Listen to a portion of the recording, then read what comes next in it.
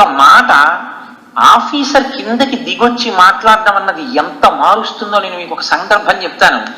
నేను పనిచేస్తున్న కేంద్ర ప్రభుత్వ సంస్థలోనే ఒక 1.5–2 సంవత్సరాల క్రితం అకస్మాత్తుగా ఒక ఆర్డర్ వచ్చింది. ఒక రోజున మన సంస్థకి ఒక ప్రత్యేకమైనటువంటి గుర్తింపు తేవాలి అని సంకల్పం చేశాం. ఆ సంకల్పం కారణంగా ఆఫీసులో ఉన్నటువంటి పాత ఫైల్స్ అన్నిటినీ కూడా తీసేసి నంబర్స్ వేసేసి దులిపేసి తీసుకెళ్లి ఎక్కడో పెట్టి అందులో మనకు అక్కర్లేదు అన్న ఫైళ్ళు ఎన్ని ఉన్నాయో చూసి ఆ ఫైల్స్ లో ఎన్ని పేజెస్ ఉన్నాయో రాసి దాని సబ్జెక్ట్ రాసి ఒక లిస్ట్ తయారు చేసి ఆ ఫైల్స్ అన్ని పాత కాగితాల వాళ్ళకి అమ్మేసి ఏ ఫైల్స్ మనకు అవసరం అనుకుంటారో రిఫర్ చేయవలసి ఉంటుంది అనుకుంటున్నారో ఆ ఫైల్స్ ని అట్టెపెట్టి వాటిని జాగ్రత్తగా రికార్డు రూమ్ లో పెట్టండి. ఈ సంవత్సరంలో రన్నింగ్ ఫైల్స్ ఏ ఉన్నాయో అవసరం అనుకున్నవి ర్యాక్స్ లో ఉంచండి. ఇన్స్పెక్టింగ్ ఆఫీసర్స్ వచ్చినప్పుడు దుమ్ము పట్టేసినటువంటి అన్ని వేల ఫైళ్లు ఉండకూడదు. ఇది సర్క్యులర్ యొక్క సారాంశం. సాధారణంగా ప్రభుత్వ రంగ సంస్థల్లో ఎలా ఉంటుందంటే ఇలాంటి ఆర్డర్ వచ్చిందనుకోండి సర్క్యులేట్ చేస్తారు అందరికీ. వెంటనే స్టాఫ్ దాన్ని చదివి వెంటనే ఎలా రెస్పాండ్ అవుతారంటే ఈ దుమ్ము ధూళి ఇవన్నీ ఎవడు దొరుకుతాడండి, దగ్గు వస్తుంది, పరిచయం పడుతుంది, ఇన్ని ఫైళ్ళు ఇప్పుడు మనం చదివి ఈ పాత ఫైళ్ళు అన్ని ఇందులో ఏవు పనికి వస్తాయో ఏవు పనికి రాకుండా పోతాయో మనం చేయగలమా, మన వల్ల అయ్యే పనే. ఆఫీసర్లు చేసుకుంటారు, చేసుకుని ఏ ఉంచి చూడమంటే అవే మనం చూస్తాం.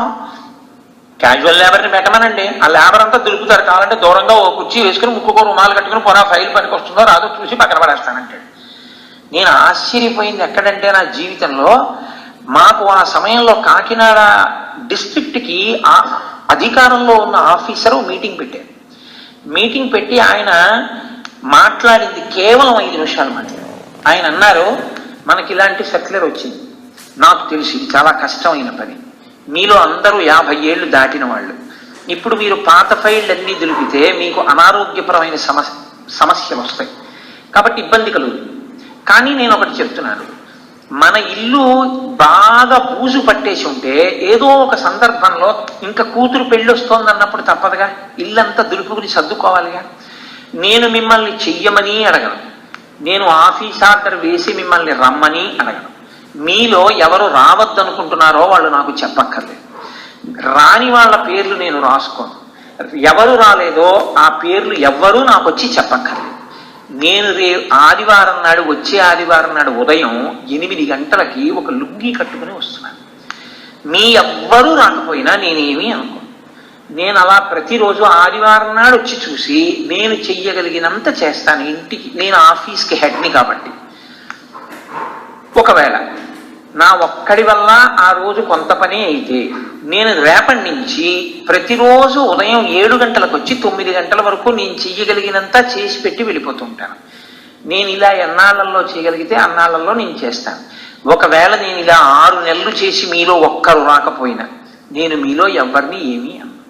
ఒకవేళ ఇది మన ఇంటి పని అని మీరు రావాలి అనుకుంటే మీకు స్వాగతం, మీ అందరూ కూడా ఈ ఆదివారం నాడు రావచ్చు అంతే ఆయన చెప్పి వెళ్ళిపోయారు ఛాంబర్లోకి. మీరు నమ్ముతారా? Permission to leave the head quarters పెట్టి సెలవు పెట్టేసి గ్రాంట్ చేయించుకున్నటువంటి అఫీషియల్స్ ఇళ్ళకి ఫోన్ చేసి ఇప్పుడు కాదు మనం తర్వాత పెడదాం, ఈసారి మేము కమిటెడ్గా ఒక పని చెయ్యాలనుకుంటున్నాం ఆఫీసులో, so we are applying for cancellation of leave అని 100% స్టాఫ్ ఆదివారం నాడు ఆఫీస్కి వచ్చేసి సాయంకాలం 5 అయ్యేటప్పటికి ఆఫీస్ అంతా అద్దంలా మారిపోయింది. ఆయన మరునాడు ఉదయం మీటింగ్ పెట్టి స్టాఫ్ అందరికీ ఒక కమెండేషన్ ఇచ్చారు.